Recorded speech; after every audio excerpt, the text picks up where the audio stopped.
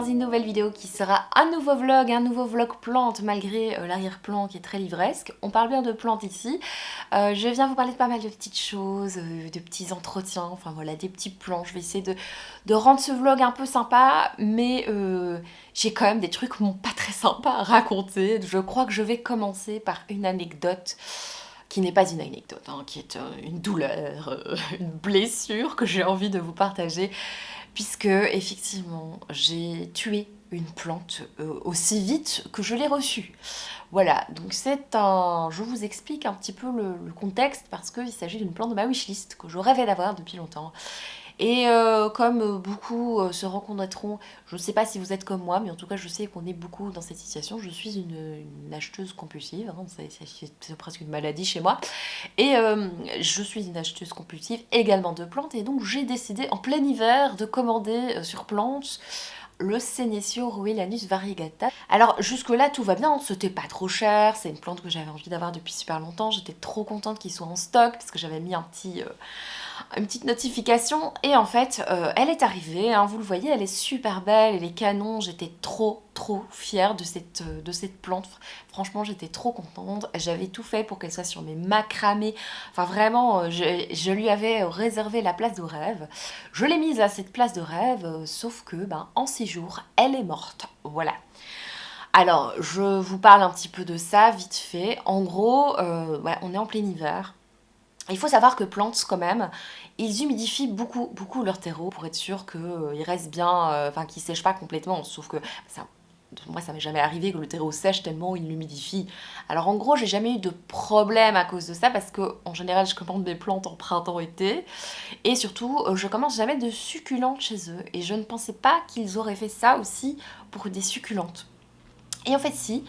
Et mon erreur a été de ne pas prendre le temps de vérifier les racines et de la rempoter parce que clairement elle était dans un terreau détrempé, ce qui est très mauvais pour une succulente. Et donc j'avais pas trop le temps non plus, je vous l'avoue, de la rempoter parce que c'est quelque chose qui prend un petit peu de temps.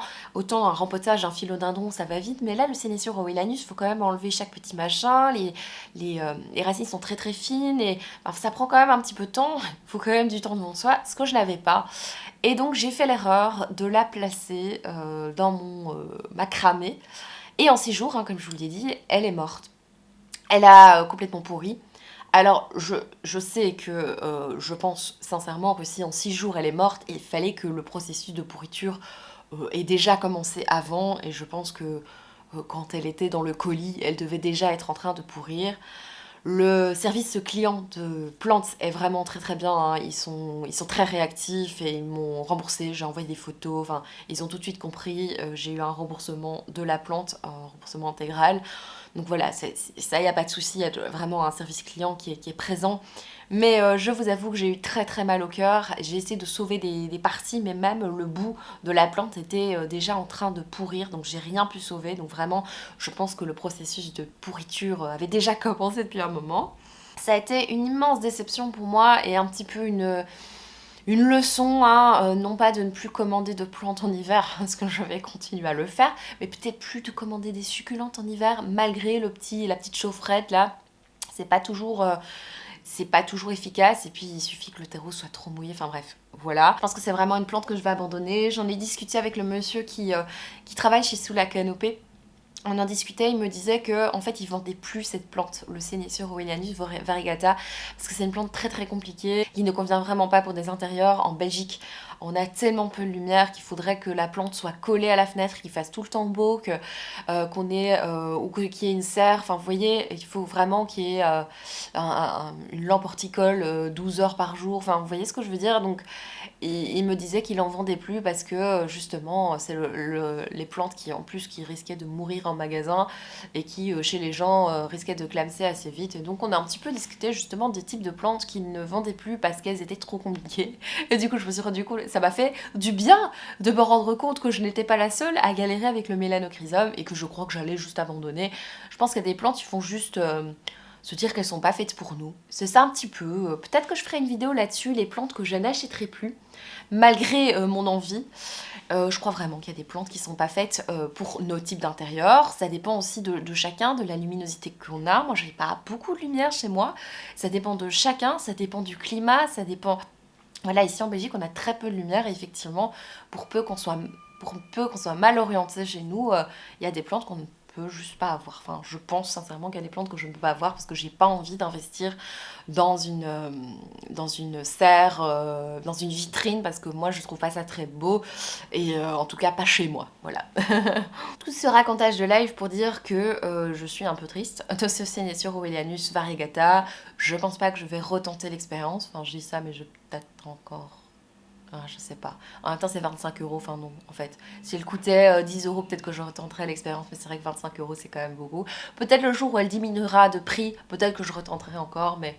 Ou alors je l'achèterai en mini-mini. Mais voilà, ça fait partie des plantes que je n'achèterai plus. Je vais vous parler quand même d'un truc très chouette. C'est que j'ai une Monstera variegata depuis 3 ans. Je me suis rendu compte que je l'avais depuis 3 ans parce que je l'ai acheté début du confinement, en mars 2020. Et je l'avais acheté sur plante, justement. Elle coûtait une centaine d'euros à l'époque. Elle avait 4-5 feuilles. Elle était quand même bien grande. C'est une plante que j'ai toujours beaucoup appréciée, même si c'est vrai que chez moi, je trouve qu'elle ne pousse pas très vite. Et pour cause, je n'ai pas beaucoup de lumière.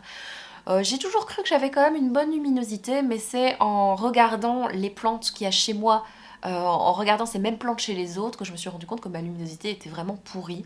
En me rendant compte aussi que mes feuilles de certaines... Enfin, mes feuilles, pas mes feuilles à moi, mais les feuilles de certaines de mes plantes étaient un peu petites. Par exemple, j'ai bouturé mon Hoya croniana, vous savez le silver là, qui est le esquimau, qui est très joli, je l'ai bouturé pour ma maman. Et en fait, chez elle, il a explosé. Il est incroyable. Alors que la plante mère a 8 feuilles chez moi et elles sont toutes petites. Donc vraiment, c'est là que je me suis vraiment rendu compte que en fait chez moi c'est vraiment pas très éclairé. Et du coup c'est ça qui fait que je pense que ma Monstera variegata pousse aussi lentement. Donc voilà, c'est une plante qui a quand même poussé. Je vais essayer de vous mettre des plans quand je vous dis tout ça. C'est une plante qui a, elle est ici, coucou ma chérie. C'est une plante qui pousse quand même assez lentement chez moi pour les raisons que je viens de vous citer. Pourquoi je vous raconte toute la vie de cette Monstera variegata? Parce que j'ai décidé il y a quelques mois de couper sa tête parce que je suis sadique. Non, parce que je voulais tester déjà de voir si elle bouturait bien. La réponse spoiler alerte, elle bouture super bien. Et aussi parce que je voulais un petit peu qu'elle fasse des ramifications parce qu'elle commençait à pousser de manière un peu pas belle quoi. Enfin, une feuille par-ci, une feuille par-là et vers la hauteur. Et moi je voulais qu'elle soit un peu plus fournie. Et donc je m'étais dit, quand elle fera des bonnes racines, je rempoterai, je planterai la bouture dans le bas de la plante.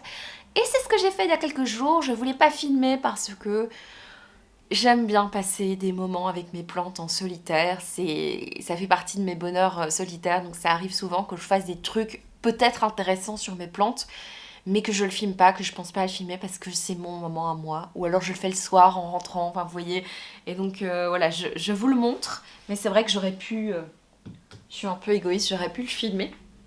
Et donc en fait j'ai replanté ici vers le bas les petites boutures, donc de tête. Ici c'est les 2 feuilles de tête et ça c'est la nouvelle feuille. Vous voyez comme elle est toute petite cette nouvelle feuille. Donc voilà, donc ma Monstera variegata ressemble un peu mieux à quelque chose. Et en fait, je vous parle de Monstera variegata aussi parce que j'avais fait une commande sur le site Nelumbo Garden. Je vous en ai parlé dans une vidéo, il me semble, dans un haul. Et sur cette commande, je vous avais dit qu'il y a 2 plantes qui n'étaient jamais arrivées. Et je les ai contactés et ils ont décidé de me rembourser, en tout cas de me faire un voucher sur leur site, ce que j'ai accepté. Et je pense même que le voucher était plus haut, enfin le montant était plus haut que les plantes qui me manquaient. Et donc j'ai reçu quand même une petite somme, enfin reçu un remboursement parce que j'ai pas eu les plantes en vrai. Hein. Donc j'ai eu quand même une petite somme qui m'a permis d'acheter... encore une autre Monstera variegata, alors pas une grande, hein, mais justement chez Nelumbo Garden, ils vendaient des petits plants de Monstera variegata. Et donc moi avec mon boucher, ça m'a pas coûté trop cher. Et en fait, vraiment sur la photo, les photos c'était pas très belle, hein, honnêtement, mais je me suis dit, ça fait 2-3 feuilles que je pourrais mettre au pied, en plus, au pied de cette Monstera. Je l'ai reçue il y a quelques jours, la Monstera en question, et en fait je vais pas pouvoir la mettre au pied de celle-ci parce qu'elle est, déjà elle est beaucoup plus grande. Elle a pas, il n'y a pas de place dans le pot, elle est beaucoup plus grande que ce que je pensais, et elle a pas 3 feuilles comme il y avait sur la photo, je trouve ça vraiment bizarre, elle en a beaucoup plus.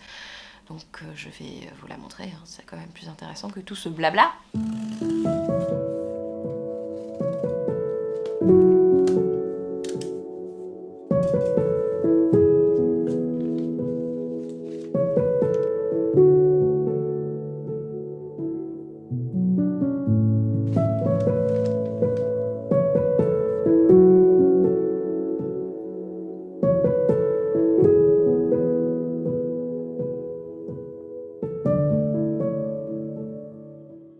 Donc voici la bête, vous le voyez, elle est beaucoup plus grande que ce que je pensais, hein, honnêtement. Les feuilles sont beaucoup plus grandes, il y en a beaucoup plus, je pensais vraiment qu'il y avait 3 feuilles. En plus c'était marqué sur le site, certes c'était en néerlandais, mais quand même, c'était marqué, j'avais compris quand même que j'aurais 3 feuilles, et que ce serait la photo que j'ai vue sur le site, mais en fait elle est 1 milliard de fois plus belle que celle sur le site, et 1 milliard de fois plus grande quoi. Ça coûtait rien du tout cette petite pépite. Alors j'ai pris un risque hein, parce que ça reste Nenoubo Garden. Elle était dans un pot en plastique, je l'ai tout de suite rempotée dans ce pot-ci parce qu'elle était extrêmement serrée dedans. Les racines sont très juteuses, je sais pas comment dire, elles sont hyper nombreuses, hyper... Ouais, il y a beaucoup de racines. J'espère sincèrement que ça va aller, qu'elle va pas trop brunir. C'est un petit peu ça qui m'inquiète. Je lui ai directement mis un sachet anti-trips que j'avais déjà, donc je l'ai pendu ici. J'ai galéré à trouver un espace parce que moi j'avais pas forcément prévu en fait d'acheter une nouvelle Monstera Variegata. J'avais surtout prévu de renflouer la mienne, mais là ça va pas être possible. Donc en voici une autre, une dans mon salon, une dans ma chambre. J'espère que le bout blanc des feuilles ne va pas continuer à brunir. C'est la seule chose qui m'inquiète ici. J'espère qu'elle va pas avoir d'indésirable. J'ai checké les racines pour le coup, j'ai vraiment fait super attention. Les racines étaient en très bonne santé, il n'y avait pas d'indésirable, il n'y avait pas de nid de cochenille, il n'y avait rien, il n'y avait pas de trips ni quoi que ce soit, donc a priori ça devrait aller. J'espère que ça ira, sincèrement. J'ai évidemment un petit peu peur, mais je pense que j'ai moins peur que si je l'avais payé 150 €, n'est-ce pas? Et honnêtement, vu la taille de la plante, je vous conseille d'aller checker sur le site parce que actuellement, effectivement, elles sont à 69 €. Je pense pas que je l'aurais acheté si j'avais pas eu ce boucher, hein. Honnêtement, voilà, je l'aurais pas acheté, mais là, je suis trop contente. Et j'ai pris aussi une autre petite pépite qui n'est pas encore arrivée, qui est une plante de ma wishlist aussi depuis un moment, que je ne sais pas où je vais mettre. Ça devient un vrai problème par contre. Avant de passer à l'entretien de certaines plantes et des petites choses que j'avais envie de vous montrer, j'ai envie de faire un petit bilan, de vous dire l'évolution de certaines plantes qui étaient dans le dernier haul plante. J'ai commencé avec une plante qui vient justement de Nenoubo Garden, c'était le Syngonium Strawberry Ice. Écoutez, j'en ai pas forcément bien pris soin. Je pense que vous l'avez compris, dans le dernier haul, je vous avais dit que j'étais un peu déçue de sa couleur et tout ça, je la trouvais ça pas folle. Et du coup, je pense que ça s'est ressenti dans mon entretien, j'ai été un petit peu une mauvaise maman plante. Elle va bien, mais c'est juste que je lui ai pas mis de cache-pot, je lui ai mis à un endroit qui la met pas en évidence.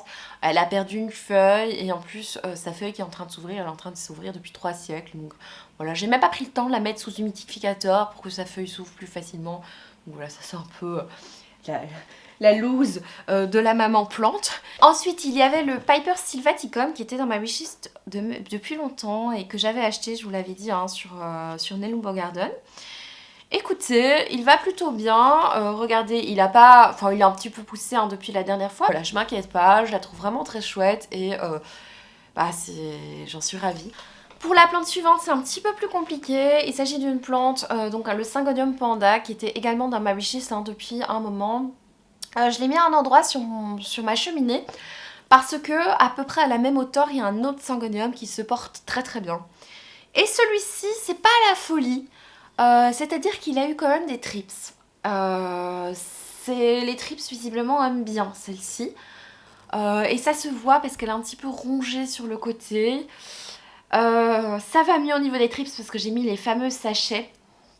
Mais c'est vrai que elle a un peu peiné et elle a une feuille, comme je vous dis, qui est en train de sortir et qui ne sort pas. Donc j'ai un petit peu boosté, vous savez, avec la technique. Alors c'est pas forcément idéal, mais au lieu de la sprayer, ce qui risque un petit peu de pourrir. Ça m'est déjà arrivé de sprayer une feuille qui ne s'ouvrait pas et du coup de me retrouver avec une feuille pourrie parce que l'eau reste à l'intérieur et du coup commence à pourrir la plante, à pourrir la feuille. Et ici ce que j'ai fait, c'est que je l'ai entouré avec un chiffon humide et je l'ai un petit peu serré, pas trop, mais un petit peu serré, et alors ça aide à dérouler la feuille.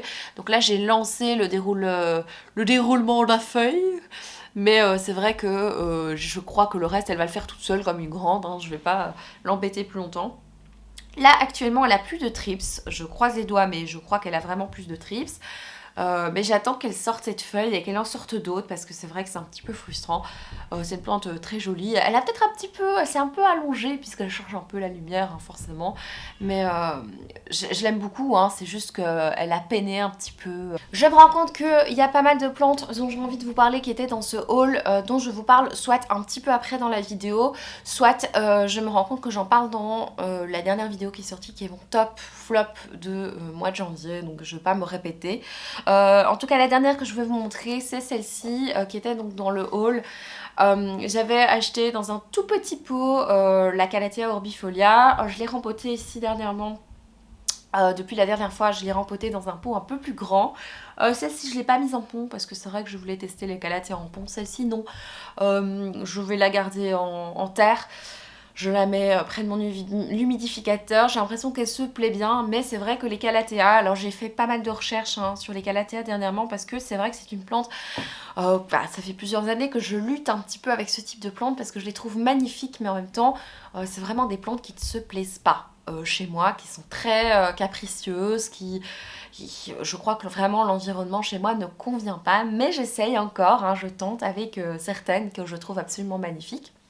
Je me suis beaucoup renseignée, je suis tombée sur la chaîne d'un gars qui disait que les plantes, les Calathea en général, quand on achetait une Calathea, ça arrive souvent qu'elle perd beaucoup de feuilles, qu'elle soit complètement sèche, mais que justement, quand elle reprend, alors là, elle s'est habituée un petit peu aux conditions et donc elle reprend de plus belle. Donc il faut être un petit peu patient. Et ce que ce gars disait en particulier, c'est que justement, ce qui contredit un petit peu ma pensée pour les plantes en général, il disait qu'acheter une bébé Calathea était peut-être plus judicieux, c'est lui qui le dit, hein, c'est pas moi, était peut-être plus judicieux que d'en acheter une grande, parce que il avait déjà remarqué que peut-être que effectivement elles sont plus fragiles, hein, c'est surtout ça mon idée, c'est que les petites sont plus fragiles donc risquent plus de mourir, mais son argument c'était que justement les bébés Calathea avait passé moins de temps dans des conditions exceptionnelles, sous serre, avec humidité incroyable. Et donc, quand il y avait un problème et qu'on l'amenait dans notre appartement, quand il y avait un problème, déjà, premièrement, on voyait le problème plus rapidement et donc on pouvait plus vite. Effectivement, quand la plante est plus petite, on voit vite quand il y a quelque chose qui ne va pas. On pouvait plus vite la prendre en charge. Et en plus, justement, comme elle n'a pas passé tant de temps que ça sous serre, dans des conditions optimales, elle va plus facilement s'adapter aux conditions de notre appartement. C'est ce que disait ce monsieur, je ne sais plus la chaîne du gars en question. Enfin, c'est un gars que j'adore suivre, je vous mettrai le lien en barre d'infos si je le retrouve.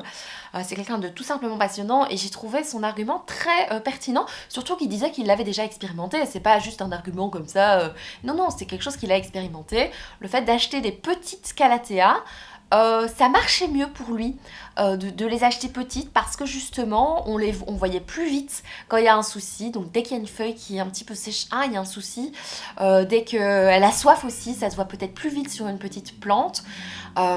Et aussi elle a passé moins de temps dans ces conditions et donc elle va plus vite s'adapter aux conditions de l'appartement, ou en tout cas elle va s'adapter plus jeune aux conditions de l'appartement. Et je trouve cet argument très pertinent, ma foi. Et donc la fille, après avoir entendu ça, elle s'est dit ouais, je vais acheter plein de bébés Calathea. N'importe quoi. Bah du coup j'en ai quand même acheté une depuis. Voilà, une. Je vais tester avec une petite Calathea. Voir un petit peu s'il a raison, s'il a tort, ou si je fais de la merde aussi, hein. C'est très possible aussi. Voilà, c'est tout pour le blabla, ça fait longtemps que je parle en face cam, donc je vais retourner à mes petits entretiens, tout ça. Je vous retrouve plus tard. Ce jour-là, j'ai décidé de m'occuper de ma serre qui était à l'abandon depuis un petit moment. Vous allez voir, il y a pas mal de dégâts dans cette serre parce que je l'ai un peu laissée de côté. Alors, il y a pas mal de plantes, comme vous le voyez, qui ont des petites feuilles jaunes parce que soit j'ai oublié de les arroser tout simplement, ça arrive, ou alors elles ont eu trop d'eau d'un coup, ou j'ai oublié d'aérer la serre. Voilà, il y a pas mal de cas de figure dans cette serre, donc j'ai un petit peu vérifié, il y a quand même pas mal de décès malheureusement. Cette serre, c'est un endroit où je mets des plantes qui sont très fragiles, qui ont besoin de beaucoup d'humidité, notamment cette orchidée bijou qui, pour moi, chez moi, n'est heureuse que dans une serre. J'ai mis cette petite calathea, vous voyez, elle a besoin d'être rempotée. Hein. Voilà. Et alors, je mets aussi des plantes qui sont en souffrance, qui ont des petits soucis, notamment ici ce Syngonium Trickings, que j'avais acheté en tout petit et je crois qu'il n'est pas très heureux. Celui-là, je sais même plus ce que c'est. C'était un sauvetage de plantes. Mais vous voyez, hein, c'est pas gagné. Ça, c'est une petite bouture qui n'a pas marché, malheureusement. Ça, c'est mon Syngonium Podophyllum qui est, ma foi, qui va plutôt bien dans la serre. Je trouve que ça lui convient très bien. Mon bébé Philodendron McDowell. Celui-là, il va plutôt bien. Je regardais si ses feuilles n'étaient pas trop molles et donc je me suis occupée de quelques rempotages.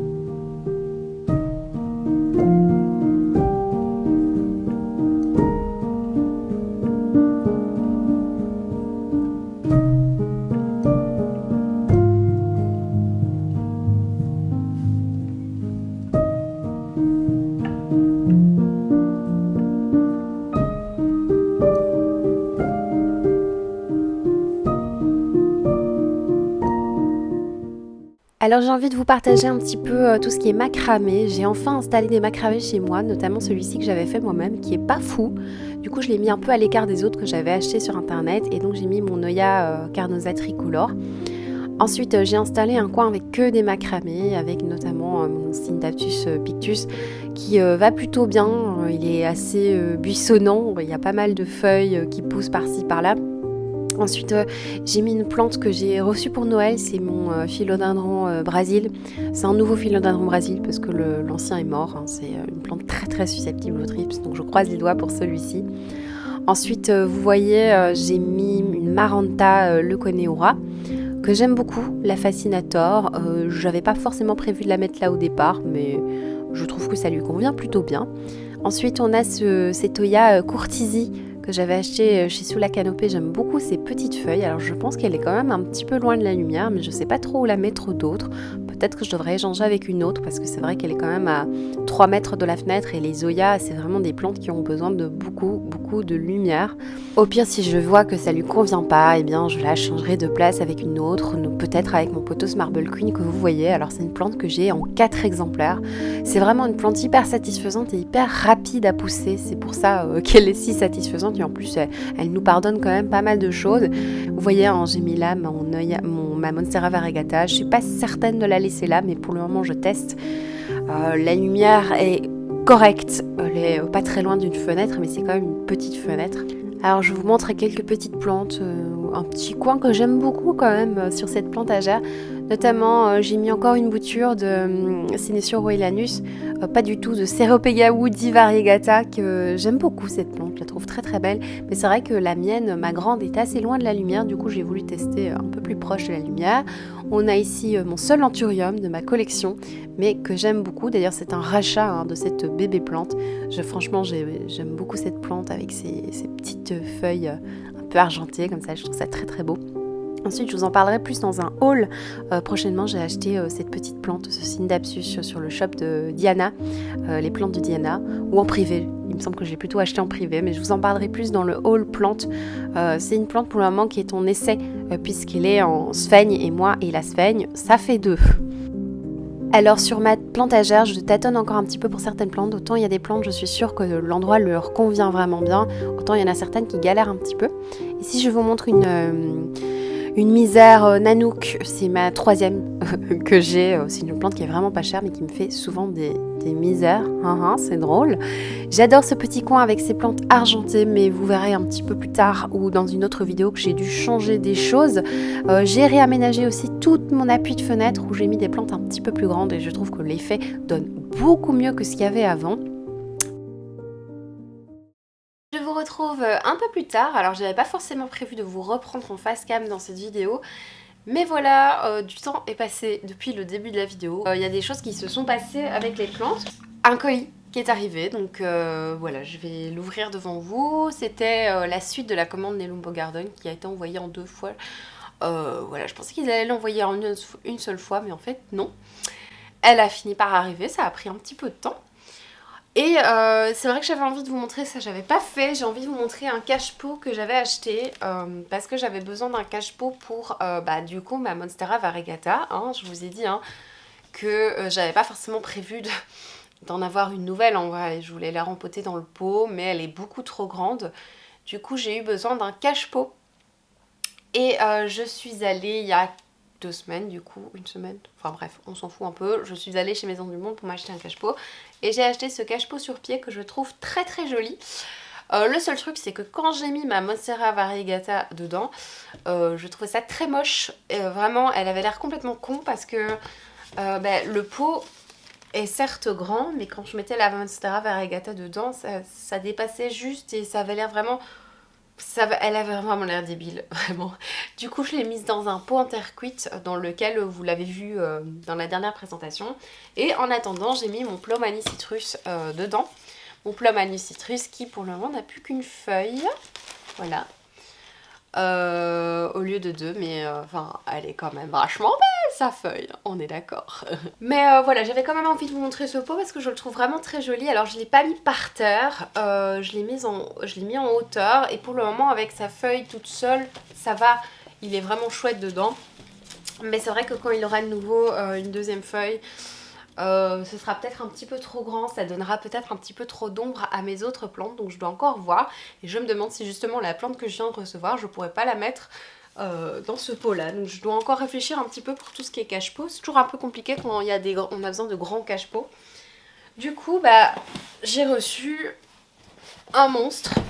Je vous avais dit, j'avais reçu un remboursement sur le site Nelumbo Garden et j'avais décidé de m'acheter donc une bouture de Monstera variegata plus cette plante là qui était vraiment pas chère, je crois, autour de 30 € sur le site. Quand j'ai passé commande pour ces 2 plantes, il n'avait plus celle-ci et en fait une heure après elle était de nouveau en stock, du coup j'ai fait 2 commandes à la suite, voilà. Et donc je vais l'ouvrir mais j'ai l'impression qu'elle va être giga grande. Je pense que vous la connaissez si vous suivez les copines, notamment Marjorie, vous connaissez certainement cette plante. Alors, comme elle coûtait 39 €, j'imagine qu'elle n'est pas trop grande. Mais bon, comme c'est des Lumbo Garden, c'est quand même souvent plus grand que ce qu'on croit. Je vais ouvrir ça devant vous. La raison pour laquelle j'ai pas craqué, parce que c'est une plante que j'ai envie d'avoir depuis très longtemps, j'avais pas craqué ces derniers mois, cette dernière année hein, en vrai, c'est parce que c'est une plante qui est très très grande et que je sais vraiment pas où la mettre. Et du coup je m'étais pas trop posé de questions et surtout c'est une plante qui coûte autour de 100 €. En ce moment elle a diminué, elle est à 80 je crois sur les sites en général quand je la vois elle est un peu moins chère.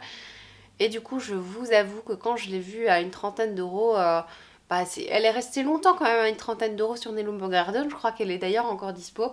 Donc n'hésitez pas à regarder, c'est pas cher du tout et du coup je me suis plus du tout posé la question de la place. Voilà. Je pense que vous voyez un petit peu, elle est un petit peu pliée mais ça c'est pas très grave, elle a quand même... Elle est plutôt... Ouais bon la feuille est incroyablement grande, je pense que vous l'avez compris, hein, c'est un philodendron McDowell. Voilà, la feuille est un peu retombante, comme souvent avec les philodendrons, hein, quand on les achète, surtout les grands, les feuilles doivent un peu remonter. J'ai eu le cas avec mon Plomani citrus, il était un peu flascou, mais il est vite remonté, au bout de 2-3 jours, ça met quand même plusieurs jours. Donc voilà. Je vous avoue qu'à force de voir celui de Marjorie, j'avais très très envie aussi d'en avoir un. Bon, je sais pas si je vais pouvoir continuer à acheter d'autres plantes comme ça avec des grandes feuilles. Je pense que c'est la dernière parce que j'ai pas beaucoup de place en vrai. En tout cas c'est la dernière tant que je suis dans cet appartement. Comme d'habitude elle est emballée dans un truc avec du papier là. Mais je vois déjà une petite pousse là, donc ça c'est cool. Donc si jamais la feuille n'est pas contente...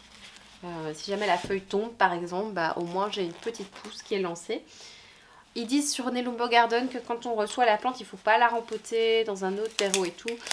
Mais je vous avoue que j'ai pas très confiance dans le terreau de Nelumbo Garden.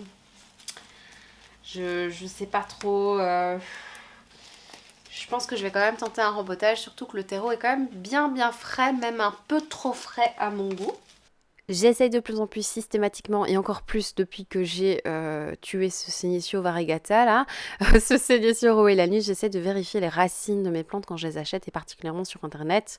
Et je remarque ici que les racines sont très mouillées, il y a des filaments qui sont tellement mouillés que j'ai dû les enlever parce que j'avais peur que ça pourrisse le reste, les troncs sont limite. Donc voilà, j'ai dû rempoter parce que je trouve que vraiment le terreau je le connais pas du tout, donc j'ai viré ce terreau, j'ai mis un terreau que je connais, un terreau pour plantes vertes très enrichi en perlite, à peu près 30% de perlite je dirais. J'ai pas mis d'écorce de coco, j'ai pas mis autre chose, j'espère que ça conviendra. Au pire si ça convient pas, je changerai le mélange, donc on verra. J'ai rempoté la plante comme vous l'avez vu, j'ai enlevé le terreau initial. On verra ce que ça donne avec ça en tout cas. Peut-être que je vais mettre cette plante dans le panier, je ne sais pas. Je ne sais pas trop encore si je la mets dans le panier ou si je la mets dans un autre cache-pot. Pour éviter les mauvaises surprises, je vais passer aussi le feuillage de cette plante à la douche. Je ne vais pas tout passer à la douche parce que comme je vous l'ai dit, hein, quand je douche les plantes, ça mouille très fort le terreau. Et donc là, ce que je vais faire, c'est que je vais m'arranger pour que le pommeau de douche que ça n'atteigne pas le terreau parce que sinon il y aura beaucoup trop d'eau et j'ai vraiment pas envie que mes racines pourrissent. Enfin les racines de ma plante, vous avez compris. Voilà. Alors petit plan d'une petite pépite que j'ai acheté il y a quelques semaines. Je vous en parlerai un petit peu plus dans le haul plante. Ensuite je vous montre quand même ma Calathea White Fusion que j'ai acheté il y a 3 semaines, quelque chose comme ça. Écoutez, je l'ai mise sur ma table, elle est à 3 mètres de la fenêtre et elle a l'air de se porter plutôt bien. C'est une plante que j'ai déjà eue il y a quelques années qui est évidemment morte parce que c'est quand même une plante très difficile. Pour le moment, il ne m'a pas encore fait de feuilles jaunes en 3 semaines, c'est un exploit franchement. Pour le moment j'en profite pleinement parce que je trouve vraiment qu'elle a des feuilles avec une couleur très vibrante. Ça se remarque pas trop sur la caméra mais en vrai je trouve que c'est très beau. Pour le moment, je lui fais rien de spécial. Je la brumise de temps en temps, mais pas trop non plus, parce que justement, c'est le risque avec cette plante, c'est qu'on la brumise trop et que ses feuilles pourrissent. Vraiment, c'est un des risques dont j'ai le plus entendu parler pour cette plante, et le risque d'indésirable également.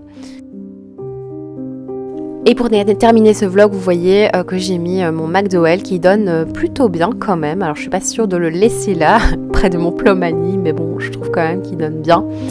Et vous voyez, ma Monstera variegata, vous le voyez, hein, elle a des feuilles qui ont quand même commencé un petit peu à brunir. Donc je vais devoir vérifier quand même si je dois pas la mettre dans un terreau un peu plus adapté. Je dois voir encore, ou alors la mettre à un endroit beaucoup plus lumineux. Voilà, c'est tout pour cette vidéo, j'espère qu'elle vous aura plu.